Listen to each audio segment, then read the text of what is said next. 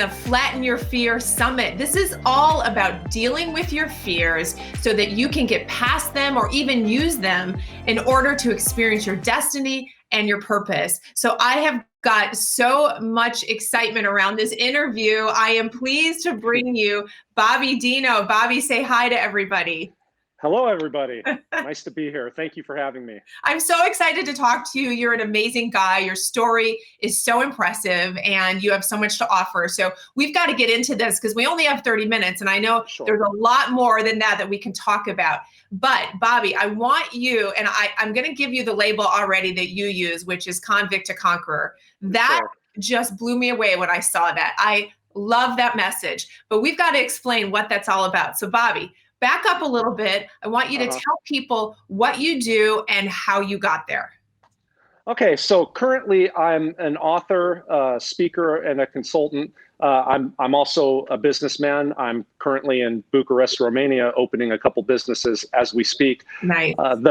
Thanks. The way that I got there was from January 2000 to about January 2010. I was incarcerated in California State Prison. I went in a dummy kid. I got there by an assault. I ended up picking up more time while I was in prison because I was trying to fit in and be one of the fellas that thought I had to run with my people.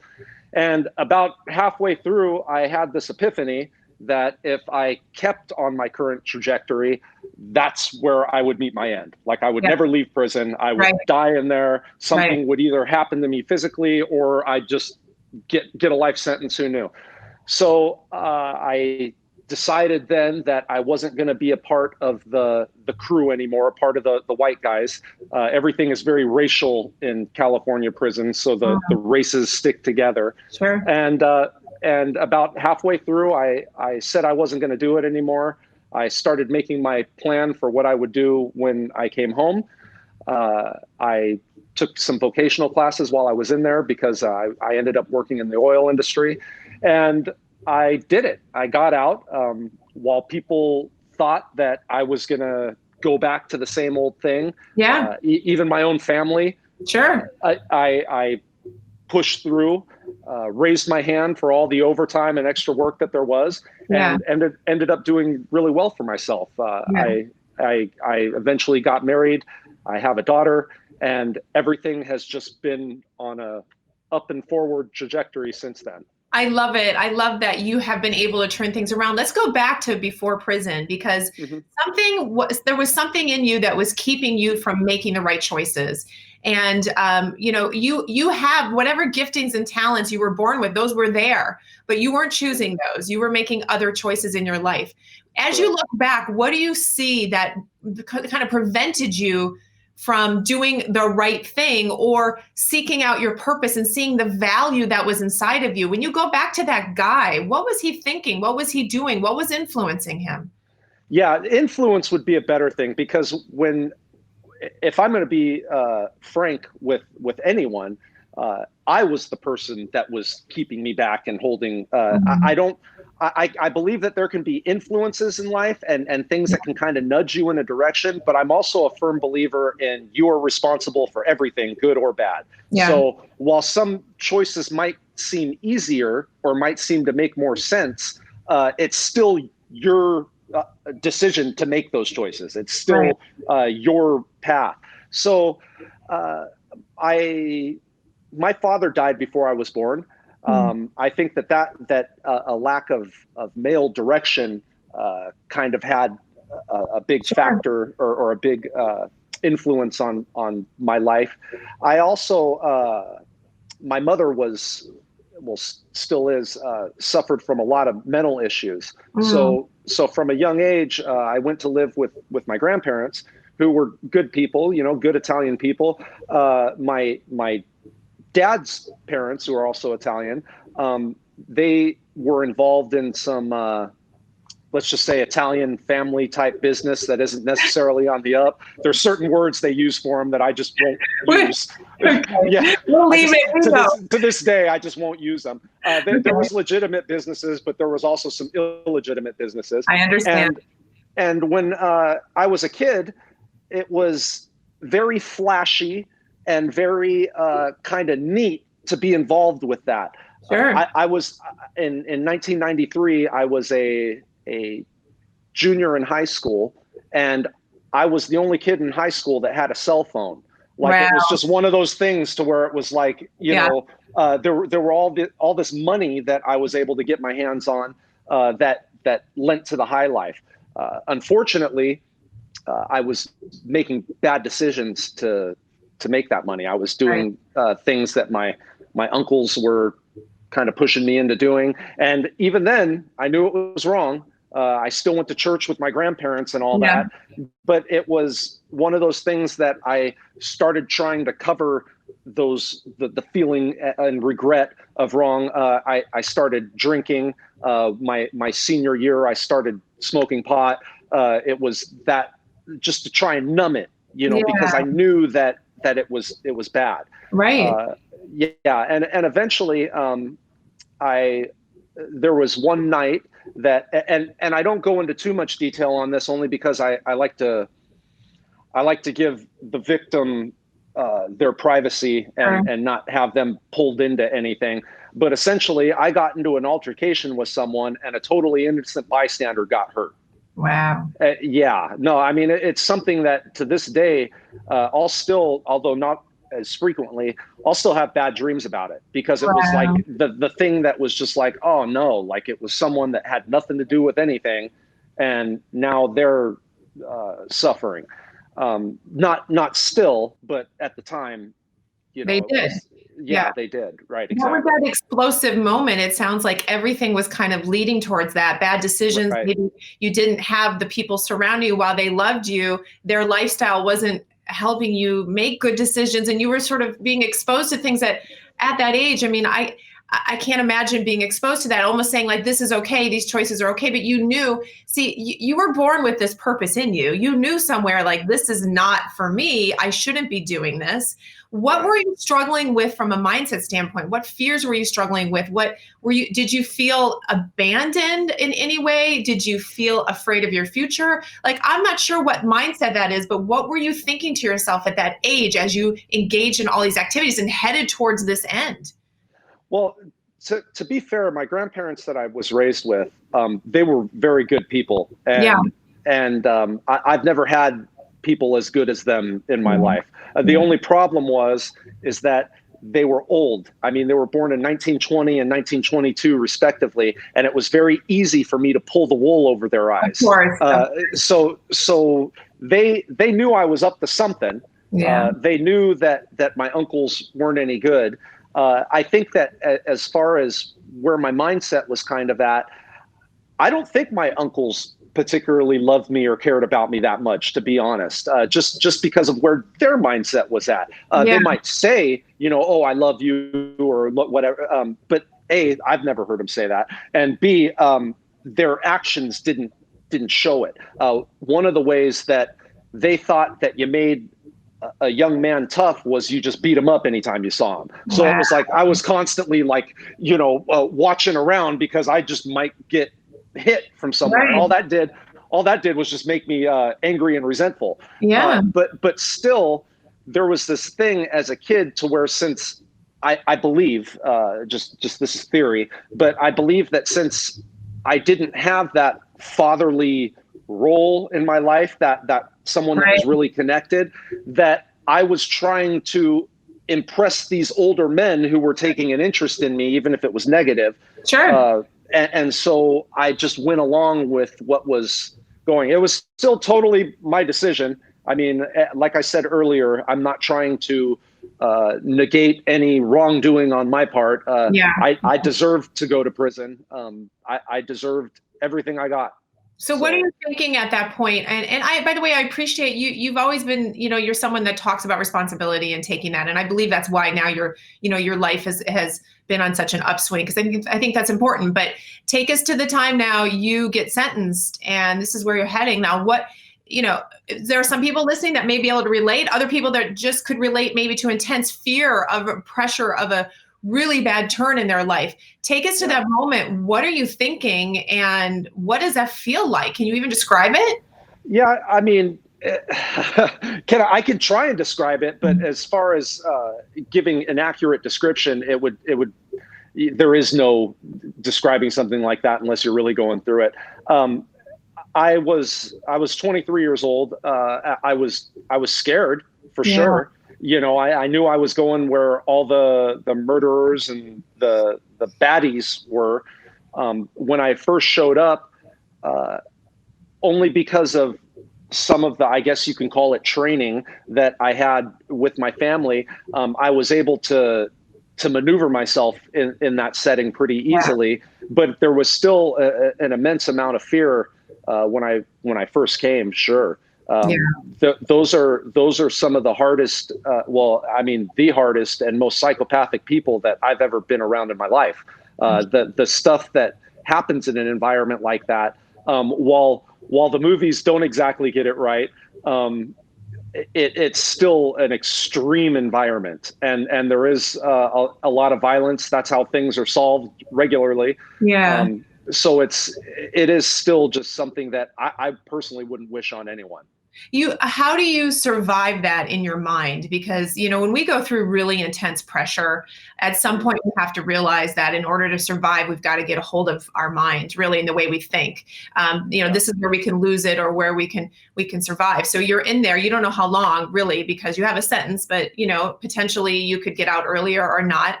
So are you thinking like, I have no future now? Are you thinking this is over for me? Or what is it you're thinking, and how are you literally surviving to the end of this thing? So when I first went in, it was for a 5-year sentence. While I was in, I picked up some more time. I actually picked up 6 more years, about 3 months before I was going home on my 5-year sentence. Yeah, and even that was something that I was involved in peripherally, but because I was easy to kind of pin it on, I got in trouble.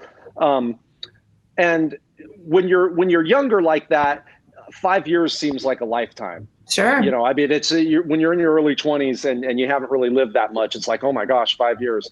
And then when that time was finally up, in California, when you have a violent or serious crime, you have to do 80 to 85% of the time. So if you get a 5-year sentence, you're going to do a little over 4 years. That's the earliest you can get out, right? So going through that, it was something to where it did seem like it was just an unfathomable amount of time that was going to go by. However, I had seen people go crazy, people that were like sane at one point, and then they just stopped being sane, for lack of a better term. I mean, they started doing the stuff that crazy people do. I just made up my mind that wasn't going to be me. I always knew that there was a light at the end of the tunnel. I was brought up in the church to where I knew that there was a God, you're never without hope. Right? So I held on to that. And there were some awful circumstances that happened. I mean, I honestly can't tell you how many riots I've been in, because it was just like they were kind of a common occurrence. But still, I knew that come what may, I was going to make it out the other side. So you had that inner knowing, and you would relate that to your faith, whatever was your grandparents put inside of you, to give them a lot of credit for doing that. When you get stripped of everything else, what is that last hope? And, I think that you are an example of how what we go through, whether we do it to ourselves or not, whatever that looks like, that we can use it and should use it for our purpose. Because now you get that second sentence, but you said to me earlier that near the end of that, you're now preparing yourself mentally to be out of that, the next stage. I want you to talk now about how this experience and everything has created the man that you are today, and what you're doing to help other people, because it's turned into sort of the mess became the message. So I want people to see how that all came together for what your purpose looks like now. Sure. So I should mention the circumstances to where I actually turned it around. So I mentioned that I had this epiphany of sorts, and what I had to do in order to make that happen was the shot caller, the guy for the whites. I asked him to call a meeting, and when he asked me why I wanted to call a meeting, I told him my plan. Now, I had done time with this guy on higher levels in the original prison we had come from, and he had seen me in action, so to speak. So he knew it wasn't coming from a place of fear, but it didn't change the fact that I was essentially going to tell the whites, hey, you don't have anything coming from me. I don't have anything coming from you. I'm not playing your racial game anymore. Right. Yeah, I'm out. Leave me alone. So that meeting took place. There was about 40 people that showed up for it. And I had to look every one of those guys in the eye and say that. And then essentially at that point, I was a race trader. I was on my own. And the scary part about that was that essentially anyone could have gotten me because there was no longer any backup. What ended up happening, by the grace of God, is that when the other races saw that I wasn't playing the race game, they actually became more cool towards me. Like it was more of an acceptance thing. That was a big, when we're talking about mastering our fears, that was something that was huge for me because I remember saying a prayer before that meeting and locking all my stuff up and just saying like, hey, if I get killed right now, please forgive my sins and take me into heaven, because that's what I thought I was going into. Wow. So I took the initiative of planning where I wanted my life to go and how I would be able to create a existence for myself once I came home. The recidivism rate at the time was about 85%, 80 to 85%. Now it's dropped to about 67, but it's still 2 out of 3 go back. I remember all the cons that would leave and come back and leave and come back. I'd say, hey, what happened? Right. Oh, well, the PO got me. They do this and that, and they're just going to try and throw you back into. And never anything about taking responsibility. It was, oh, if only that guy wouldn't have snitched, or if only that cop wouldn't have been there. Right. Bad mindsets. Yeah. So I went through that. I took some vocations, and I kept on the path that I was on in order to make it out the other end. It was lonely. Yeah. And often, the road to greatness is there was a few other people I've met that were kind of on that same path. But there was also, the guys that were like demons almost, they were constantly trying to test or do whatever. And you still had to protect yourself. You still had to be willing to defend yourself, because if you weren't, then you would become a victim, in forever, essentially. Right. So it's not an easy thing to navigate. But you made that decision. That was your point. Even though you were still incarcerated, when you made that decision, that was really your point of freedom. You still had to fight for it, but it was freedom up here. You were no longer buying into what they all wanted you to do and buying into the system. So maybe that's where the freedom started. But whenever we make those big choices to say, I'm no longer doing this, we have to fight to stay on that path. This isn't like, oh, well, good job, Bobby. Now, everyone's going to leave you alone. And it's just a matter of time till you get out and change the world. Now the fight begins for your future, right? Now the fight begins for what does Bobby look like now on the other side of this unbelievable pressure and unbelievable experience. Did you feel like you knew you had to use the story to help people? At what point were you, because you say convict to conqueror. So what point did you feel like the conqueror? Or do you feel like a conqueror now? No, I felt like the conqueror when I got home. I was, making 6 figures my first year home in oil, which was more than a lot of the people that I knew were doing. However, actually using my past, that didn't come until about 3 years ago. Really? So I had essentially trained my wife and young daughter to never bring up anything about prison. Like just to keep it quiet. You don't say prison. You don't, if somebody else says prison, you don't acknowledge it. You just, because really, I know, first of all, I know there's a stigma behind it. And second of all, I looked at it as something to be ashamed of. And it is, it's not a good, it's not something good to I understand. had done that. Right. It was my wife, God bless her heart, that said, hey, you know, if you, first of all, I've been a writer since I was young, and yeah, oh yeah, I've written, and when all growing up, I was in the honors English classes and all that. I mean, that was, reading and writing was my wheelhouse. So my wife, who's known me for many years, said, hey, you know, you're a good writer. You should write about these experiences. You can help people, and then you can also kind of exercise your own demons in the process. Yeah. And at first I was like, I'll pass, you know. And then she was like, no, you should really think about it. And then I started thinking to myself about what she was saying.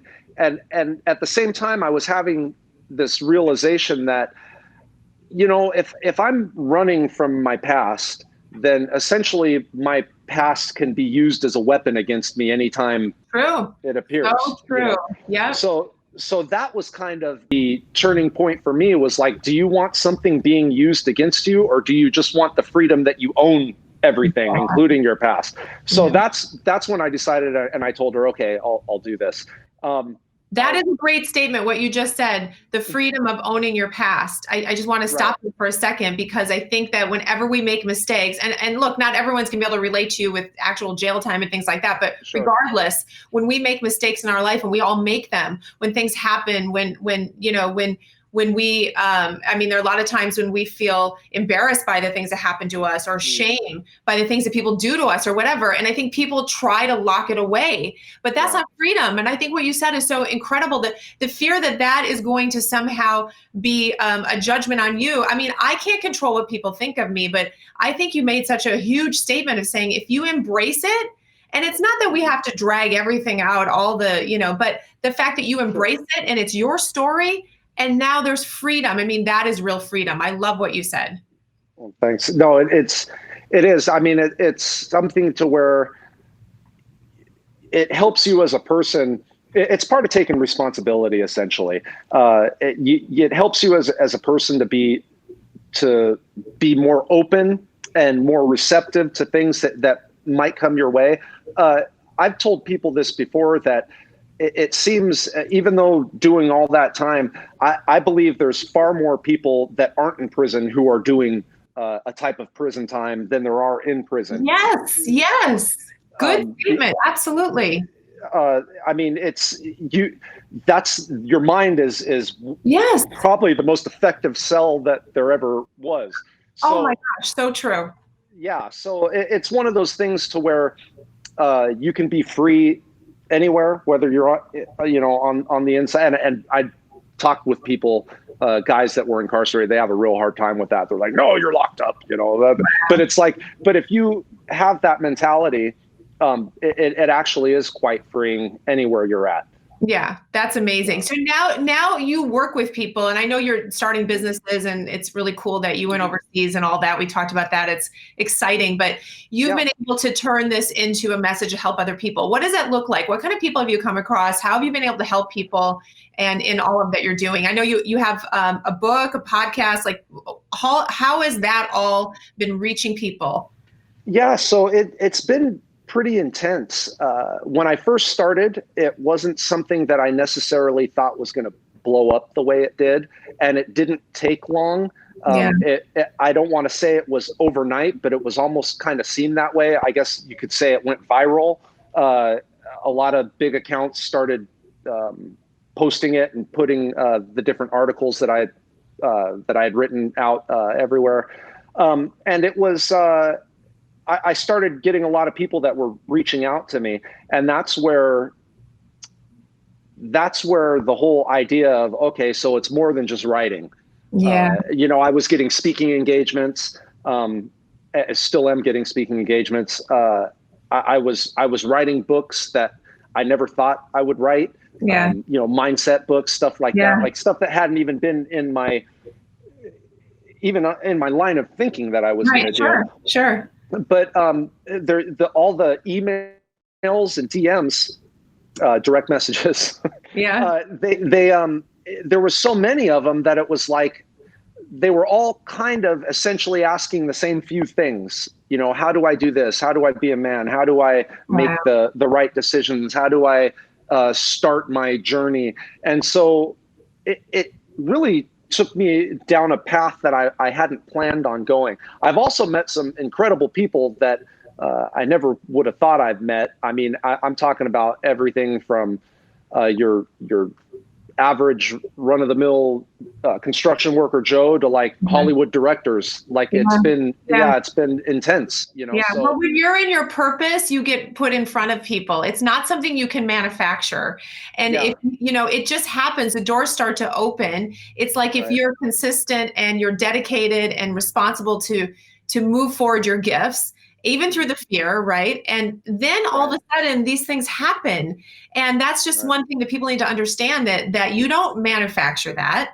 It's just a right, natural thing that comes out of you moving in your purpose. And had you given into the fear of not embracing what you had gone through, you would be a guy with a great job, right? Making good right, money like you were, having right, a family. But what was it for?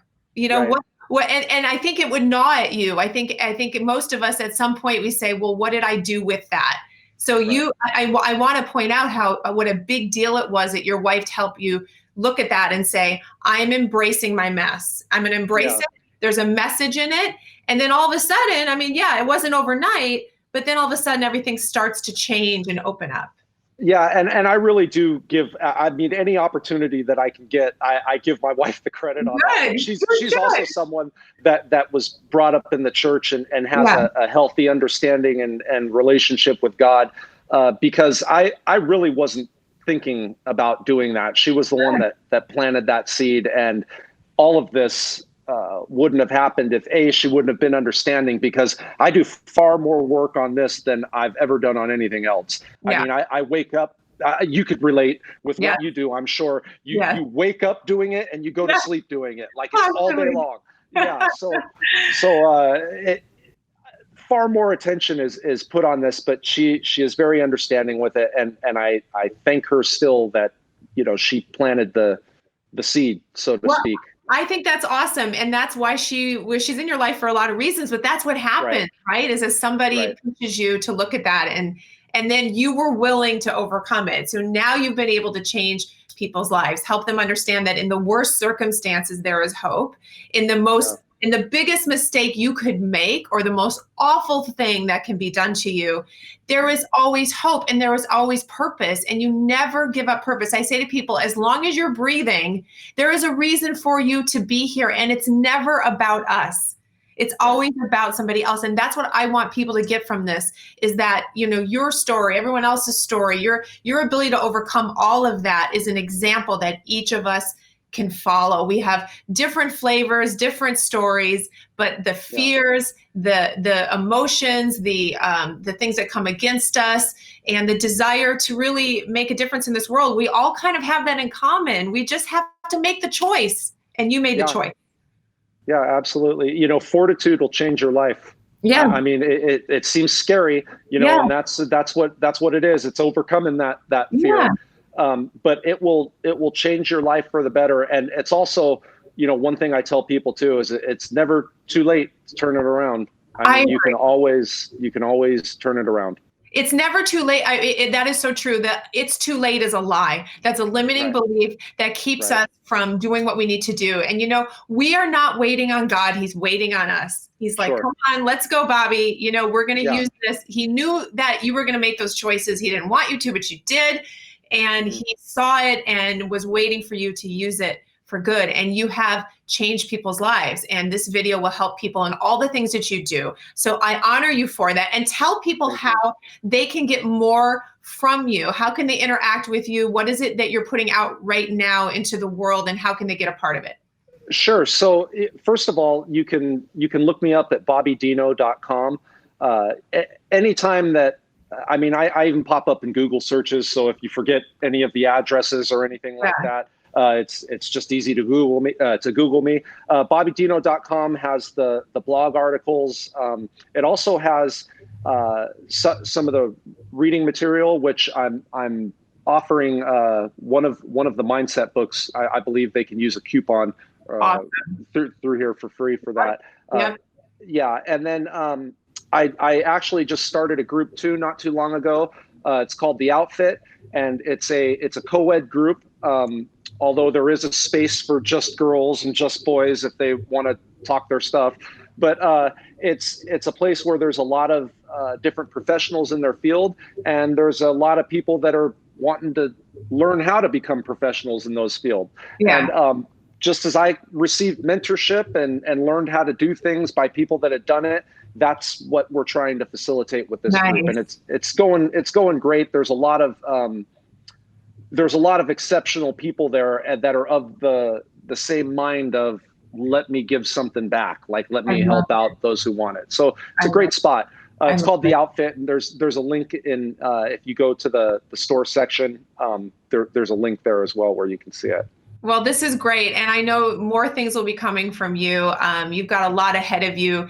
Don't you feel like your life has just started sometimes? I mean, so many exciting things, right? Yeah, it's crazy. It's a journey, and it keeps going, and I'm there for it. Yeah.